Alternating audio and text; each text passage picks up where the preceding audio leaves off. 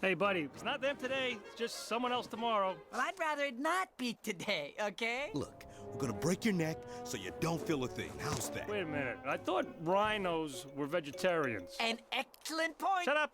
Who says we're gonna eat them after we kill them? Yeah, come on, move it. You know, I don't like animals that kill for pleasure. Save it for a mammal that cares. I'm a mammal that cares. Hello, listening people. Hello? You're listening to Spit and Polish Presents Pictures Powwow. I am one of your hosts, Ryan Swinski. And I'm Bartek. Hey Bartek, how are you? Hey Ryan, how good are you? Yeah, I'm going pretty well, Bartek. Just sitting here talking to you. That's how I'm going. Yeah, that's really good here. Answer the question. Blah blah. It wasn't a question, I tricked you. Haha, but I still answered it. Yeah.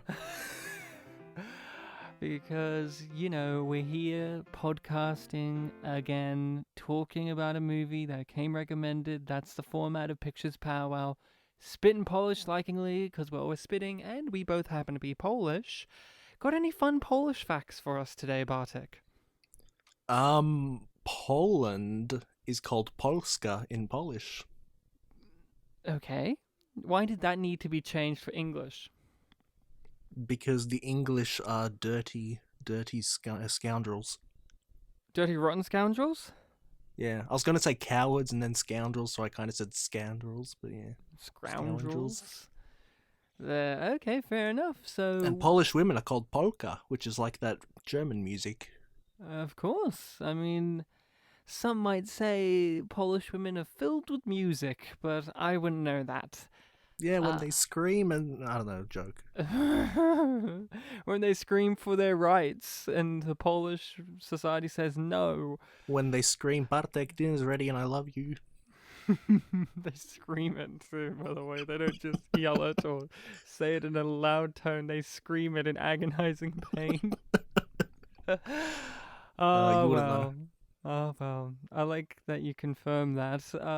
So what movie are we discussing this time round, Bartek, and who recommended the film?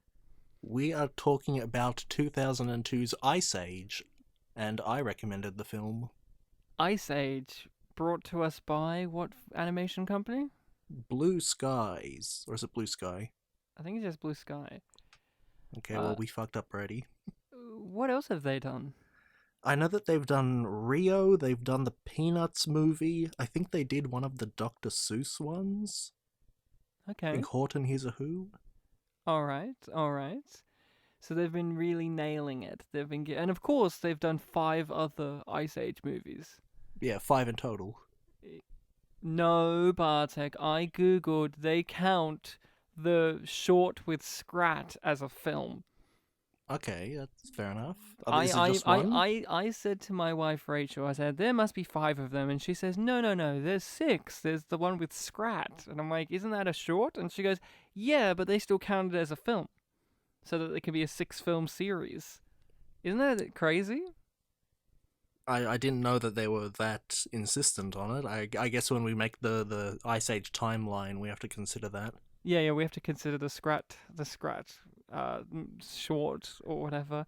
Yeah. So you chose Ice Age. Let's talk about it. Sure. Obviously, for the listening people out there who have not seen the film, you can watch it. It's a very simple story. It's an animated children's movie about a bunch of mismatched people getting together for a common goal by the end of it, and they form a herd, or it's about family, as Carrie Fisher once said. Mm-hmm. That's what's so strong about it. That's what's so powerful about it. So Bartek, let's get into it. Why did you recommend this film? What's your history, relationship, all that jazz? So I had a couple of reasons to recommend it. One of them is that I remember this film being pretty popular when I was a kid at school. I remember I liked it a lot. A lot of other people really liked it, and even my mum and my brother liked it a lot when we watched it. We've actually seen most of that. We haven't seen the 5th one, but we've seen up to the 4th one. And I was also thinking to myself, like, oh, what would be like a bit more of an unusual pick for the podcast? And I was starting to think back to when we did Unappreciated Masterpieces, and we did films that as we said, seemingly didn't deserve them, or films that like used to be pretty big but now aren't really talked about as much. And even last week when I picked the film, you even had a reaction sort of like, why are you picking that one? No one's thought about that in forever. So yeah, I wanted to kind of pick outside the box for my picks. Recently we've been doing a lot of, grown-up kind of films. I thought, why not do like a family film from 2002? That used to be, family film from 2002 used to kind of be our MO for this podcast. No Muniz. No Muniz in the movie. No Muniz, no. There are some names in it, but not Muniz. Not Kiefer Sutherland either, we'll get that out of the way straight up. He was not in the film. I thought he was the bad guy, Sabretooth, but he's not even in the movie. In the trivia, that was one of the 4 people they considered for the role, so you were in the right mindset, I guess. I really thought he was the head of the pack, Sabretooth guy, the one that's like, go get him and go get the baby back. I thought that was Kiefer Sutherland, but it isn't. It's just some Croatian guy. Yeah, he had a little bit of an accent. I didn't know that one of the other ones was Jack Black. Oh, yeah, dude. Did you also note Stephen Root was in the movie? That actor that you never recognize his face, but I'm sure when he did several different voices in the movie, you definitely said, hey, it's Stephen Root. Stephen Root was in my childhood after all. He was in King of the Hill. That was in childhood, right? That was beyond childhood. When did you see King of the Hill? I think I was probably already in high school. Such a shame, such a shame. I saw it after Main Huna, I'll put it that way. Oh, well, okay, after 2003, alright. After 2004 or 5, yeah. Okay, let's settle and say 2001. After 2001 for sure. Oh, so I watched it before Ice Age. There you go. Well, after 2001 can still be after 2002. It doesn't have to be before. Okay, so Ice Age. You grew up with this movie. You liked it as a child, as did everyone. I will attest to that. Everyone loved this movie, or at least it was a very popular film.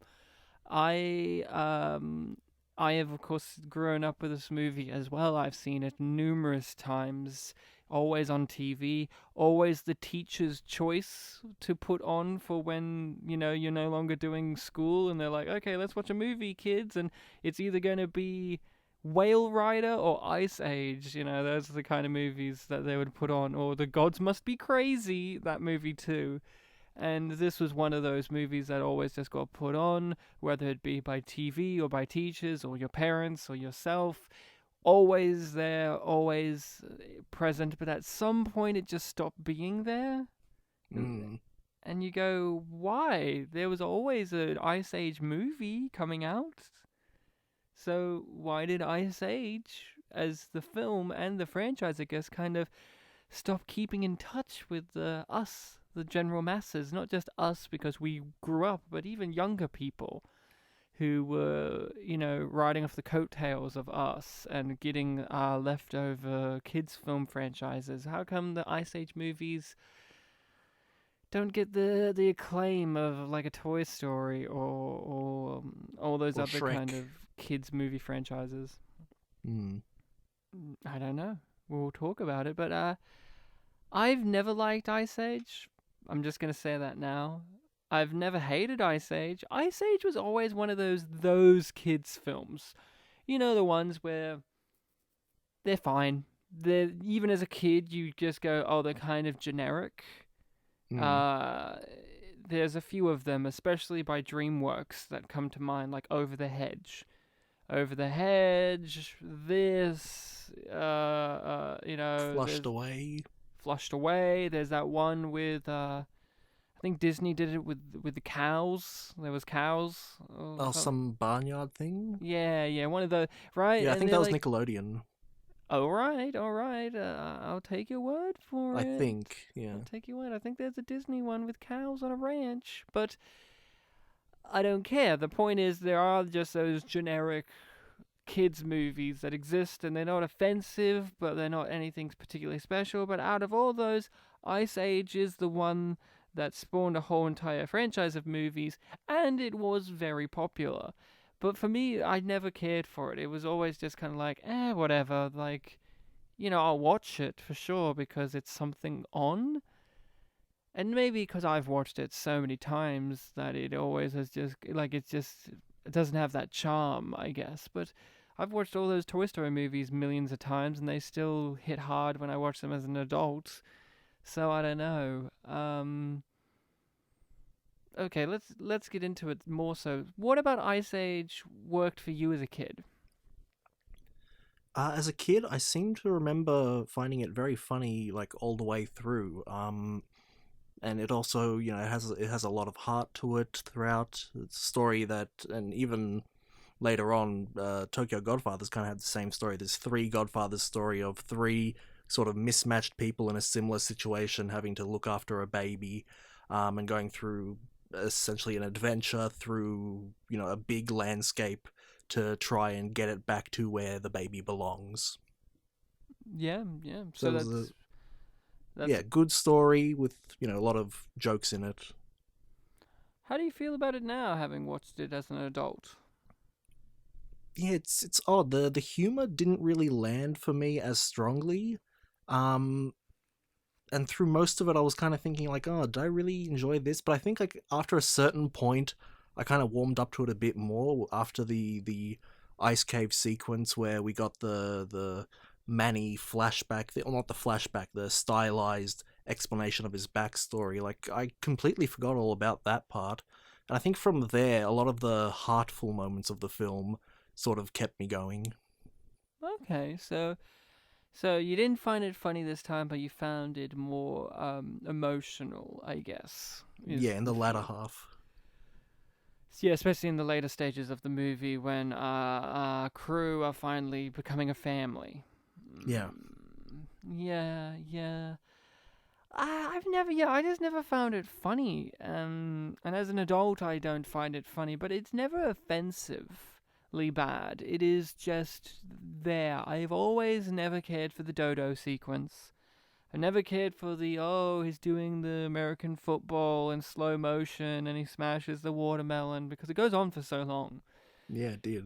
And as someone who didn't grow up in America, I don't care, honestly.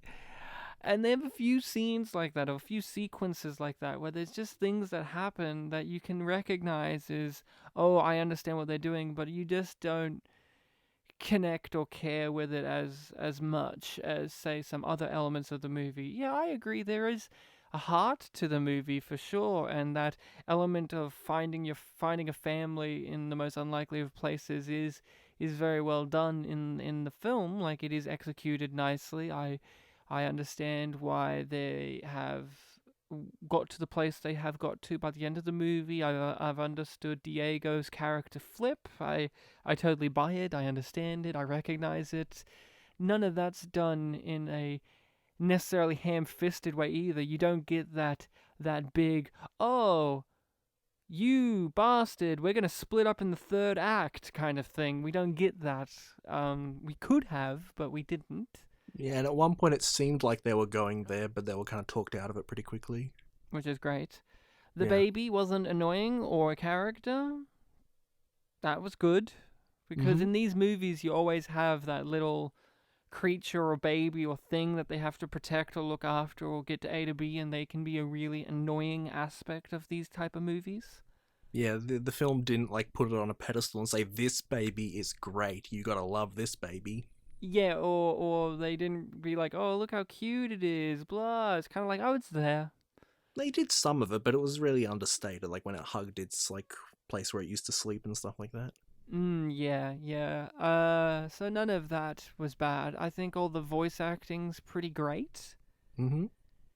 That stands up. Like, John Leguizamo's great as Sid. He brings something to the role that no one else would have brought to the role. Not just the vocal choice, but just the performance itself.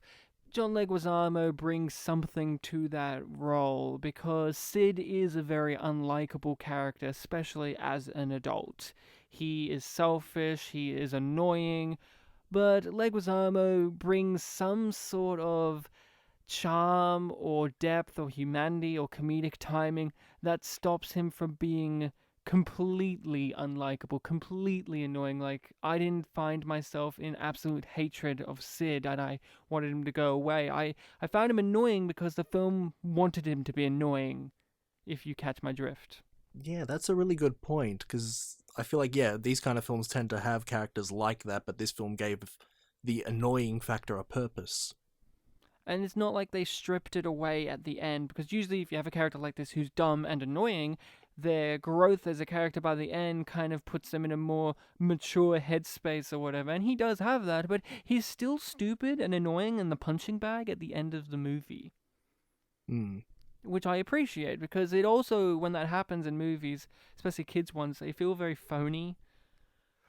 Or feel very, oh, the character arc, I see it. But in this, he's kind of the same douchey, sleazy, cowardly guy, but he's gained some fiber of morals and care along the way. But I enjoyed that. The performances are great. How did you feel about the performances? Yeah, that actually really surprised me. I'd forgotten a lot about these characters' nuances, like the fact that Sid was a purposely annoying character, for the sake of the film. I read in the trivia that a lot of the film's dialogue with the three main characters was improvised as a sort of incentive for the animators to work around the performances rather than having the performances match the animators, which I thought that was really interesting, and it really gave the characters a good sense of flow for their conversations. It felt like they were actually, the voices were in the same room together rather than, being done one at a time. I agree. I found their back and forths very, very nice, very fun. Never truly went over the line into being offensive or obnoxious or saccharine and sweet. There was the right amount of everything with their interactions. Mm-hmm. What do you think? So who was your favorite character as a kid, and who's your favorite now? Uh, do I even remember who my favorite was as a kid? It might have been Sid, but now it's definitely Manny. What about Manny? Because we haven't talked about him, but what about Manny? Really Since I boost haven't him up there. Yeah, since I haven't really seen this film for a long time, and I've probably seen all the sequels since I've last seen this first film, I kind of have that sense in my head of like what Manny becomes in the later films, like Family Man, things like that.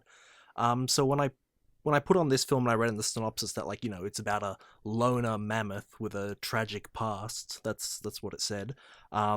I kind of forgot his characterization in this film, and you can see it right from the beginning where he's going against the herd. He snaps back against that one guy that talks to him, but then he sees that he has a family and he kind of brushes it off a bit. I'd completely forgotten that he had a family in the past that were killed. And so when we had that sequence where he looked at the cave painting and you had that alternative animation thing with little dialogue showing what happened, that's really where the turning point for me was for my enjoyment of the film this time around. And yeah, even seeing him interact with Sid before that point, we just talked about it,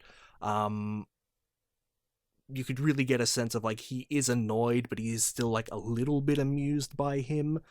He does kind of enjoy having him as a punching bag. So there was just a lot of elements to his character that made him stick out more so for me this time round. Yeah, I agree. I've always found Manny to be my favorite. He's consistently stayed that the entire time.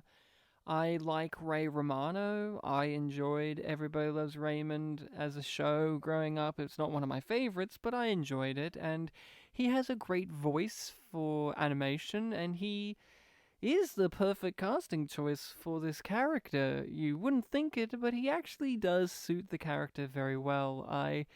I've always enjoyed Manny's dry sense of comedy. He is a character with nuance and depth, and I've always enjoyed that about him. And I also agree, his emotional struggle throughout the movie is very touching and very relatable.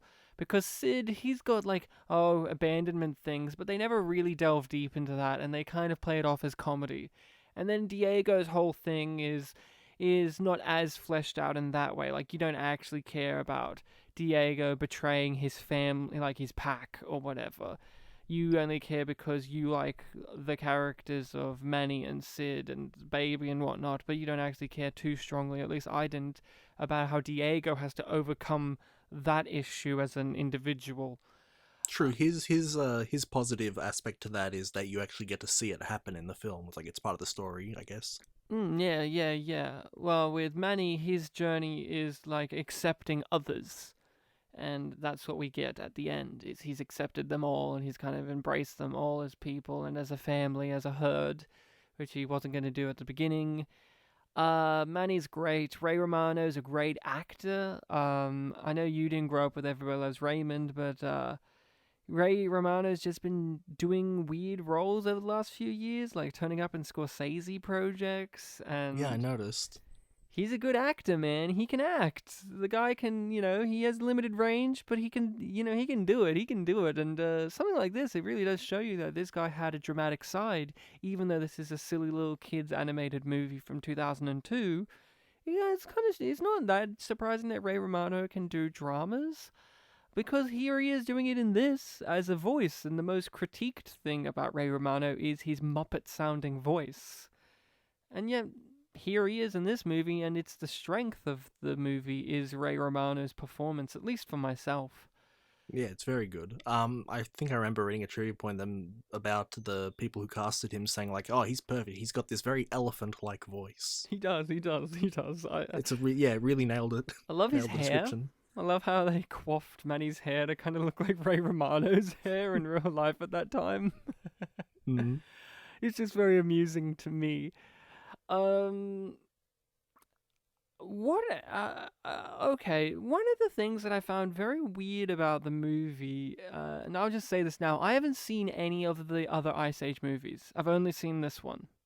Mm-hmm. So I can't speak about the other stuff you said about Manny. So for me, this is Manny. I don't know what he turns into. I don't know how his character changes or flips, or I don't even know, like, what happens with the other characters and how they change or go or along the story. Like, I'd be curious to hear what you have to say about that a bit later. But one of the things that I found very odd in this movie is how empty it feels, like the world and stuff, and that is by design after a point.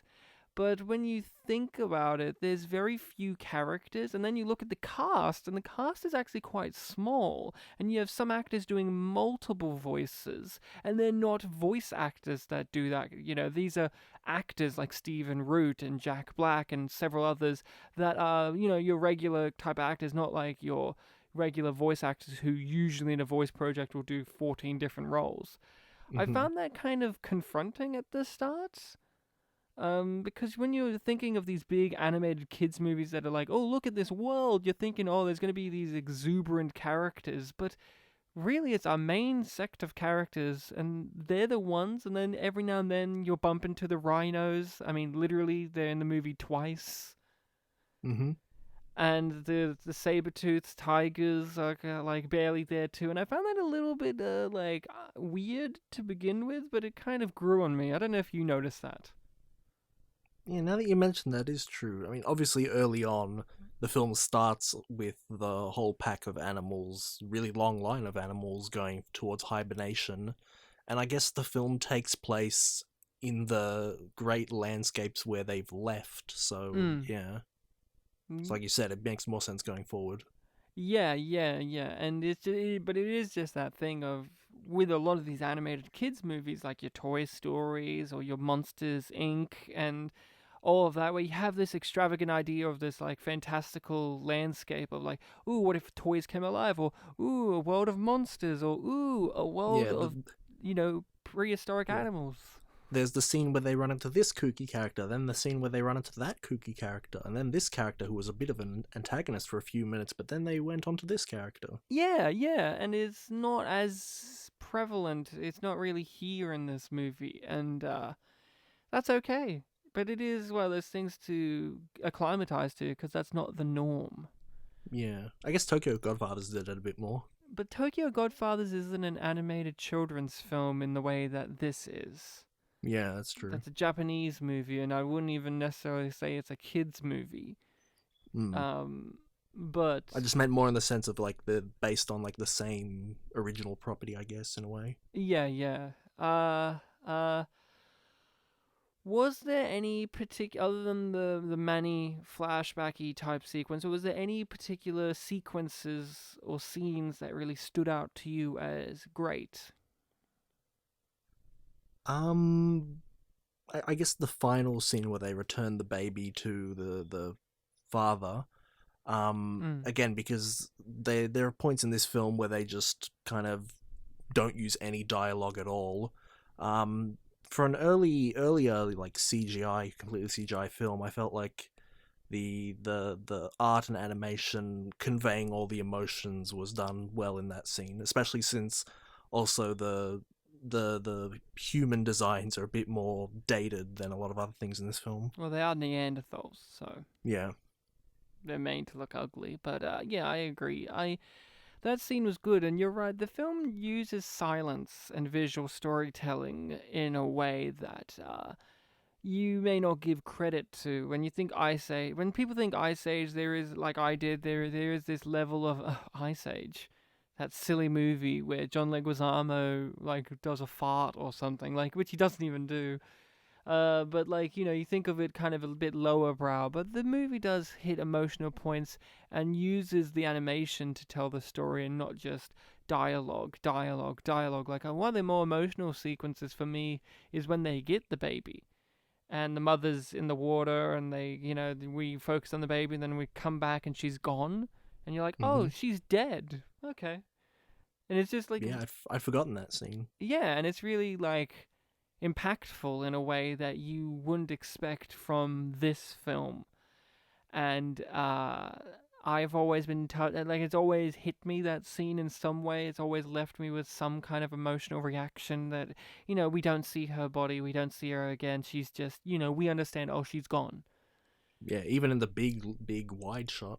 Yeah, it's a great moment. I did enjoy the ice cavern scene of them sliding about and Sid separating, and all of that was actually very fun.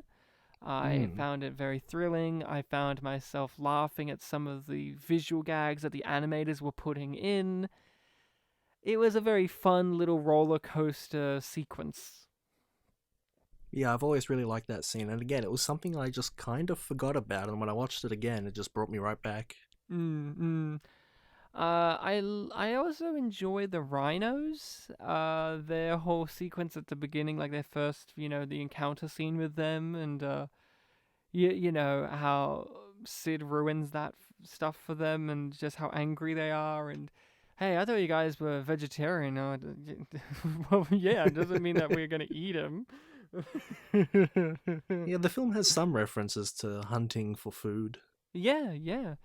It's quite a brutal film. Like, it's not afraid to imply characters' brutal deaths or tragic deaths, and it's not afraid to remind you that these are animals that will eat each other or murder each other, which is Sid. cool. Sid even referenced praying mantises. Yes, he did, and that was a fun moment. Did you remember this? I was talking to my wife about this, and she did not, but I did. Did you remember how queer-coded the movie was? No, I didn't. So how was it when you saw that this time? Or did you see it? I saw it a little bit, like when I think it was like Diego's first line to Manny and Sid was about how he saw the baby with them. It's like, oh, so you couldn't have one of your own, so you had to adopt. Yeah, and the rhinos are pretty queer-coded. Yeah, that's true. And Was it Cedric the Entertainer and Stephen Root, right? yeah, Stephen Root Yeah. again, and Cedric, your favorite. You love Cedric the Entertainer. So many returning actors from our previous episodes. Yeah, dude. Yeah, the rhinos, and even there were two male animals at the very beginning too that were chatting to each other that had like a tiff, squabble or something. I can't remember what it was, but one of these Was it animal. Was it the thing? Go on. Was it the first one? Was it the first ones we heard? They're talking about like why are we calling it the Ice Age? Yeah, yeah. And they're like the two. I think there were two males, and they kind of just tiffing at each other, and like one like stormed off, the other was like, "Oh no!" And very kind of. I could see some queer coding there because it's then again echoed throughout the film. So I found that an interesting choice. I don't know what the purpose of it is, though. Like, what's the statement? Is it there just for a comedic jab? Because that's all I can really see it there for. Like, the queer-coded rhinos, they're not actually in the movie very much. They're in two sequences. Their introduction and the conclusion. They don't even have a third in the middle or something. And, like, what is the thing there other than it's kind of funny that they're gay? Yeah, maybe this is the the unknown holy grail of why can't we just have queer characters in the film and not have it be a big deal. It's like Star Wars where you have a lesbian couple kissing in the background so that they can edit it out for China. Yeah. Good luck with Ice Age, China. Yeah, you can't cut out their two scenes. But yeah, yeah, I don't know. It's just Ice Age is Ice Age. It's fine. It's fine. What about the movie doesn't work for you?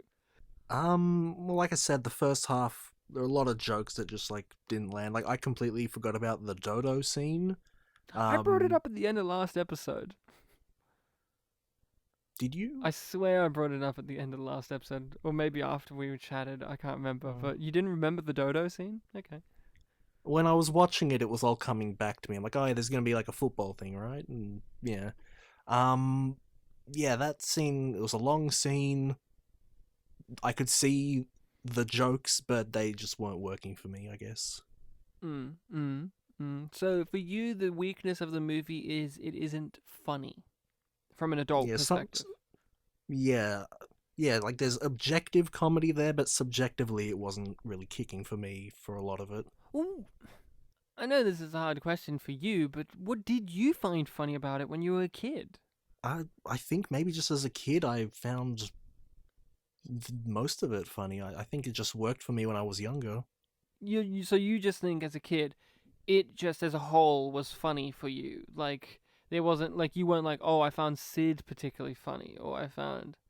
Like, I remember at one point the Sid has that thing where he's got, like, the two icicles and he, like, puts it through his neck, like, oh, look, I've been impaled by this icicle. Like, I remember that being, like, a pretty funny visual gag when I was younger, and here it was just like, oh, yeah, there it is. Yeah, there it is. Maybe we're taking it for granted because now animation for children's stuff has become way more kind of mature, even in its comedy. I don't know. I think for me, one of the things too that's interesting about it is, why is Ice Age kind of swept under the rug? Why has it been left behind in the pantheon of beloved animated movies? Because yeah, my reaction is kind of the reaction a lot of people may have, which is, fucking Ice Age? Like, who gives a shit about Ice Age? But why is that? It was a huge movie. It was a touchstone of our youth. I don't know if it was just for Australians, but it did feel like Ice Age was right up there with the Monsters Inc. or The Incredibles and all those big animated movies that we had around that time. It was nominated for an Oscar. It got nominated for an Oscar? Yeah, Best Animated Feature. Oh, not Best Picture? Not Best Picture, no, unfortunately. Fair enough. Yeah, what do you think it is about this that's been left behind? And maybe you can give us some perspective because you've seen the further installments. Maybe that has something to do with it. I can only speak about what I've seen because of this movie, but what do you think it is that's made Ice Age just kind of left back here? If it is the further installments, there is truth to the fact that they do tend to get weaker as they go along. Like, I haven't seen the fifth one. Apparently that one's not very great at all. But yeah, this film kind of sticks out a lot in a lot of ways. Like, this is the only film that has any sort of humans in it. and the humans are not referenced in the later films. Like when you think of this film, the big thing that brings everyone together, the three characters, is the human child who they bonded over and then had to let go of. And we'll never forget, and they'll never forget. And they'll never forget, but they'll also never reference him.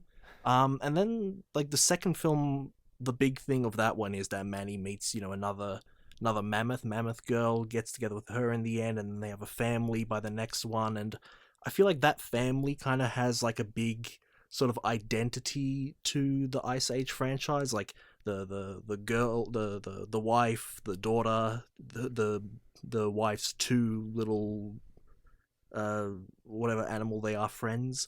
So when you think of like the main Ice Age cast, there are all these like new characters that weren't there from the beginning, who may not work as well as a lot of aspects from the first film, and maybe people just thinking back kind of equate what Ice Age sort of focuses on more later on with the first film, when that's not quite the case. So you're thinking that the lesser parts of the further installments have affected the whole of the series? Yeah, the lesser, more typical aspects. So maybe that could be the case. Yeah.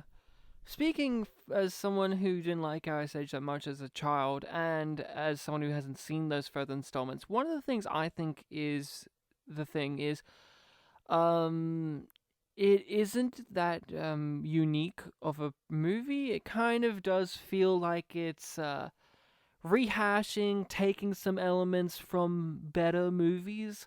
The saber-toothed tigers really reminded me of the hyenas from The Lion King. You have the dominant leader one, your Whoopi Goldberg. You have the crazy one in both of them, and they both have the similar kind of manic crazy energy. And you have just the other one, the Cheech Marin one. And you have some of that, and that like I said, that we're an odd couple, we don't like each other, but at the end of the movie we formed a bond and a family and stuff. And the liar revealed kind of thing, where you have Diego secretly an asshole, leading them into a trap. A lot of those beats have been hit in movies, especially animated children's movies, before and after, and maybe they've just been done better than in this movie. And the animation style, it's aged okay. The character designs are alright. Sid is hideous to look at, though. He's fucking ugly as shit, and I hate looking at his face. But yeah, maybe that's a part of it. Is it just doesn't feel as original as it could, as others in its in its field are, because this does kind of feel like it's Toy Story happened, so what if we did an animated thing, but it's about the Ice Age. There's a few things like that, Toy Story, Shrek, all those kind of things where it's like, what happens if we did this, but instead we just use this coat of paint instead and see how it goes. That's just my opinion. And for me, it's just, I don't know, it's fine. And I think during this era, fine being the critique, like being the standard, was not good enough. We wanted more stuff like Pixar and DreamWorks were producing at the time. And maybe that is why it gets left behind, because when you think of the animation of this era, this is subpar in comparison. Yeah, some of the textures in this film, like for the most part, I thought it didn't hold up awfully, but yeah, I think some of maybe like the rhino textures, maybe the rocky textures looked a bit too similar, too smooth. Maybe they could have like dirtied them up a bit, give them some more edges. Yeah. Yeah. I feel like for a while this film did kind of hold up, similar to the other kind of things that you referenced. But yeah, maybe given enough time, that's when it stopped being kind of put on their level. Yeah, perhaps. I don't have much else to say about the actual film. I have some questions to ask you about the further installments, but is there anything more you actually want to say about Ice Age the film? I guess one thing that was pretty universally loved in the film was Scrat. Yeah, well, what is the appeal of Scrat? Because he's a one-joke character. He's the minions of this movie. Yeah, he was the prototype for the Minions, I guess, in terms of mass pop culture appeal. I guess speaking what you just said there, he had one joke.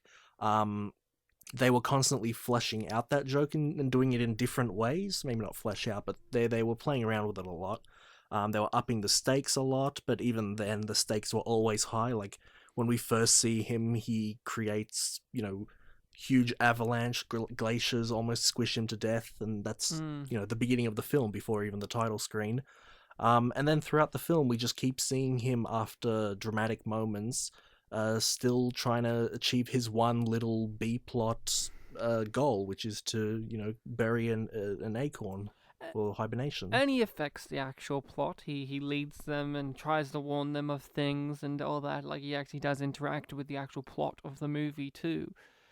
Yeah, and even going forward into the other films, like, they keep up with that exact B plot throughout the entire thing. Yeah, I've never minded Scrat. He's fine. He speaks in gibberish and all of that, which is funny because every other animal speaks in English, but he doesn't. He speaks in gibberish. And he can play charades. Oh yeah, that too. But he's fine. He's the mascot of the series. Because he's very simple humor, and that it's the kind of humor like the Minions, where it's universal. It's that silent comedy type of thing. With Scrat, he's the obsessed little creature that's trying to do one thing, but literally everything's getting in his way. And that's what happens in this, and it will happen in the future. So, would you recommend Ice Age? For its dramatic moments or like emotional moments, yeah, I would. For kids in general, yeah, I would. But in terms of the full product, there are some, iffy moments there. For if you're not the type that would find this kind of thing funny, there would be some parts that drag.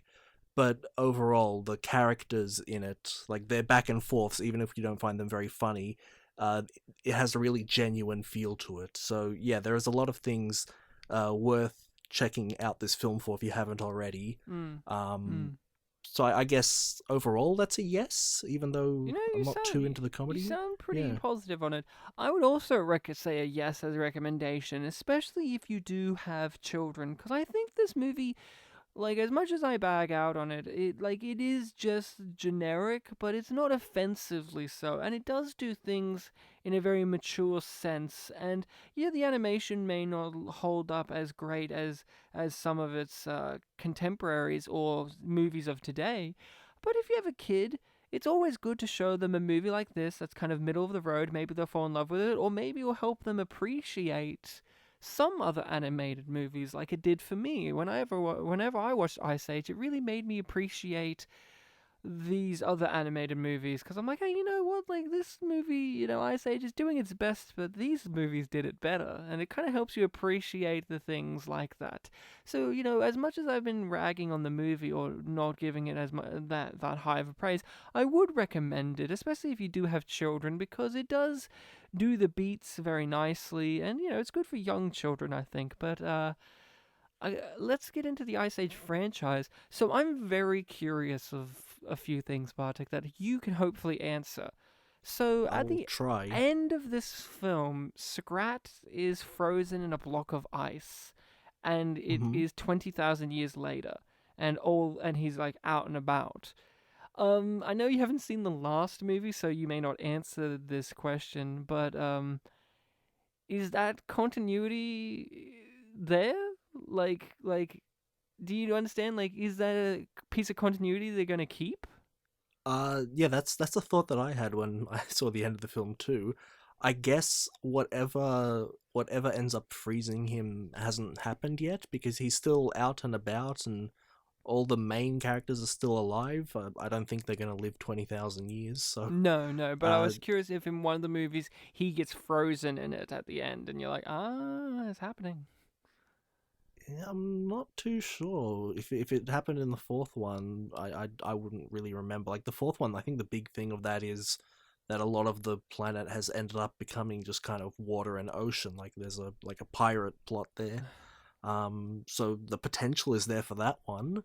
But yeah, like when I joked earlier in this, like, oh, if you're keeping the Ice Age timeline, like the implication there was like, remember to put that at the end if Yeah. if that's meant to be the end. With the future installments, do they keep all the characters that we have in this movie? Do they keep our central group throughout them all? Yeah, they keep the central three: Sid, Diego, and Manny. They've always got like the herd there, so they're like a family that keeps going through adventures. And then obviously, Manny finds a mate and has children, and they become part of the herd. And also, the Queen Latifah, the mate, her plot in the second film is that she doesn't know she's a mammoth. She's got like some mental thing going on where she thinks she's got these two friends that are voiced by I know one of them's Stifler. I can't remember who the other one is. And they're these little weaselly, skunky looking guys. She thinks she's one of them, and they stick around for the rest of the franchise too. Okay. So are they the same voice actors the whole way through? Yeah, I believe so. Okay, I was just curious about that. The character I'm most curious about in the further installments of what they do is Diego. Because Manny, yeah, I remember that too, and it makes sense. Manny he finally gets over, the loss, and he has a family of his own in the way that we see at the end of this movie, but also, like, he finds a mate, and there's more mammoths and all that. And Sid, I can see being, like, that comic relief character who doesn't really have a major arc, and maybe I'll ask you a Sid question, but what happens to Diego? He's kind of the mystery to me. Like, what does his character become in further installments? Because to me it seems pretty like, well, he's kind of reached his conclusion as a character. I don't know where you go with him. What do they do with him? He reached his conclusion, and also the original script wanted him to stay dead, so yeah, they'd have to come up with something. For the second and third films, I do not remember in the slightest. I know he's there. I know he engages with the plot, but I don't know what he does. And I remember in the fourth film, one of the antagonists, like I said, there's like a pirate plot, and they got all these like crazy animals with them. One of them is like a female saber tooth, so he gets a love interest in the fourth one. So I don't remember what he does in the second and third films at all. So you're saying he is probably the most lackluster character in the further installments out of our main group? Yeah, they blew their load on the first one with Diego. Yeah, I could see that. And Sid, what do they do with Sid? Do they eventually do the old "we found his family"? Because that's a setup in this movie. I think also in the fourth film he finds his grandmother or something. And I think she sticks with the herd as well. And his grandma's voiced by Wanda Sykes, so she's a bit crazy and stuff. Why did they get fucking Wanda Sykes? I thought you were gonna say like some, fellow Latino actor, like John Leguizamo, but they got a sassy black lady to be his grandmother. Yeah, just like John Leguizamo. So, is that the extent of what you get with his family stuff? Is he just happens to find his grandmother? I think in terms of his family, yeah, I think it's just his grandmother. I'm surprised because usually with these animated films, that would be a whole movie, right? But it sounds like the way you're describing it is, it's a happenstance of this pirate plot movie. But the way it's set up in this, he's abandoned and all that, and you would think that one of the movies in the future, if you're going to make fucking 6 of them, I'm counting this short, because that's what they said in their fucking wiki page and so on, wouldn't you think that one of the movies would be finding his family and seeing all of Sid's extended family? Wouldn't that be something? That's an idea. Yet they didn't think about it, huh? How crazy is that? My My sister said this, and it really is true, except for one aspect. Is Ice Age the 2000s version of Land Before Time, that animated series where that first one's very iconic and everyone loves it, but then they made so many sequels afterwards that no one cares about? And it kind of tainted the legacy of Land Before Time? I haven't seen any of those, but I've definitely heard that there are a lot of sequels. Unlike these, though, Land Before Time sequels immediately went straight to VHS, to video, to DVD, while Right. Ice Age, they remained in theaters. Yep, that's true. And you're literally the only person I know on the planet Earth who went to go see the sequels in cinemas, let alone see them. So you were that infatuated with this franchise. I know that by the fourth one, it was mainly just like a family thing. Like, we were like, oh, what can we go see? Oh, there's an Ice Age 4. Should we see that? And we're like, yeah. I know that with the third one, at least, I actually did see that with friends. Wow, so you dragged others into... I could not imagine I don't think I dragging my dragged them. I think it was a friends mutual into thing. What was that? I think it was a mutual thing. I don't think Yeah, I no, dragged I them. don't believe you. I can't imagine dragging my friends to see Ice Age 3 when you were, what, like 16? Was I 6? I can't remember what year it was. But Nor can I. The last movie came out, I think, in 2016. yeah, I know the fourth one was 2012. I don't remember when. And I think the second one was 2004. So it was somewhere between 2004 and 2012. All right, that's Ice Age, our discussion. That's all I have to ask about the further installments. I can imagine them. Do they eventually, one question, do they eventually get to that point where they have musical numbers in them?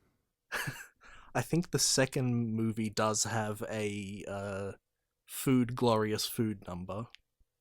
The classic Oliver song. Okay, that answers that question. Okay, fine. It became one of those, huh? Okay, cool. For the second one, at least. By the second one, it didn't take them too long. All right. One other thing, though. Yeah. So last night when I went to watch the film, my brother passed me by and he asked, like, oh, what are you watching? And I was like, oh, I'm going to watch Ice Age. And he was like, oh, cool, you recommended that? I'm like, yeah. And he told me, oh, okay, that's cool. As he was walking away, he said to me, like, oh, you could talk about that meme that happened last year. And I was like, excuse me? What meme? I'm curious. So apparently, earlier this year, someone on Twitter posted a thing about how much he hates the baby in this movie or something like that, and how he wants to like kick it or hurt it or something. And Okay. it started, and it apparently started this trend of a bunch of people who also hate the baby and want to kill it or something. And apparently the main thrust of the meme is editing the baby into perilous situations and But the writing... baby doesn't even fucking do anything offensive I in the know. movie. Like, when I told my brother that I'd never heard of this, like, he immediately, like, turned serious and, like, emphasized to me, like, oh, it is awful, it is completely unfunny, and, like, every single sentence he gave me to describe it always ended with, like, it's terrible. I've never heard...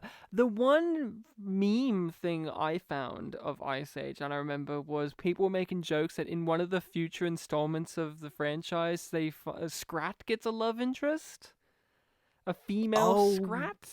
Yeah, I think one of the B-plots of the sequels has, like, a recurring femme fatale Scrat character. And it's just funny because their version of the female version is like the typical, oh, she has a fluffier tail and she has eyelashes and lipstick and she has squirrel titties and stuff Yeah. like that. And it's just, that was the joke, was pictures of the female one, just to really emphasize how fucking lazy animators truly are when it comes to doing females in movies, especially of animal creatures or whatever. Yeah. It's not like Lion King, the original, where the female characters weren't like given lion titties and shit. Oh god. Oh well, that's Ice Age. Pleasure talking about Ice Age. Are you ready to hear my recommendation for next episode? Yeah, is it Ice Age 2? What's the name of Ice Age 2? The Meltdown. Okay, is that the one where it becomes global warming and there's water everywhere? I think it starts like the Earth starts going in that direction, and it's part of the plot. Like, I think they have to get out of a certain part of the world because there's going to be the meltdown. Oh, I think. My recommendation, Bartek, is, and you're going to be thrilled, Mm-hmm. we're going to be talking about a cultural touchstone, a monumental film that has caused derision in people. We're going to be talking about a Star Wars movie again, The Last Jedi.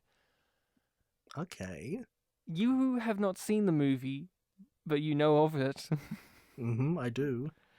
And I want to talk about it because I haven't seen it since the cinema, so it'll be a fun discussion. You having never seen it, me having seen it, but also we're in the aftermath of its own release and the release of Rise of Skywalker. So next episode we'll talk about Rian Johnson's divisive film Star Wars Episode 8. 8? Yeah, 8. The Last Jedi. And I similarly asked this question when we did Revenge of the Sith. Should I rewatch 7 If you want. if I want? I I'm think not. maybe I will. Okay, good. You want to be reminded where Finn was at, yeah? Yeah, I need to know what I'm meant to walk in with. Okay, walk into your mystery box. No, that we can't. Coronavirus. All right, listening people, you can find us on those social medias of Facebook and Twitter. We post stuff on there, further questions, links to things, memes. I guess Bartek's going to be showing us some of those baby memes. Oh yeah, I guess I shouldn't I? Could you please find the most mean-spirited ones? If your brother could supply some, I really want you to show the mean-spirited ones. I'm curious of what those entail. The mean-spirited ones of an already mean-spirited meme? Well, according to your brother. Maybe it started out wholesome and then it got meaner. Who knows? Where the guy's like, I hate the baby, I want to kill it. It started out wholesome and then got meaner from there. I think the Twitter handle of the guy that started it was like, I hate Ice Age 3 or something like that. Is it just Alex from I Hate Everything's secret account? I don't know. Listening people, you can also email us at spitandpolished@gmail.com with your questions, queries, concerns, and recommendations for movies to cover, because after next week, after my recommendation, it is the listening people's recommendation, and we have a list of films that have been recommended to us, and we still keep getting recommended movies. So you should recommend one because, hey, you're sitting there at home or wherever, maybe a shallow grave, and you're thinking, when are they going to do the movie that I want them to do? And we may never do it because we don't know that you want us to do it. And we may not do it because we don't know the film, or we don't want to talk about it, or we may not think that we should talk about it. So there you go. That email, those links, all that stuff in the description of this episode, easy enough for you to find. Or you can just rewind the episode again and just listen to me say it all over again. Bartek, a pleasurable experience, joyous experience, dare I say, a thirsty experience, because I'm actually quite thirsty after talking for about an hour or so, or nearly an hour, about Ice Age. Yeah, I'm thirsty too. Well, until next time, listening people, remember to quench your thirst. Cheers, everyone. That's me opening my bottle.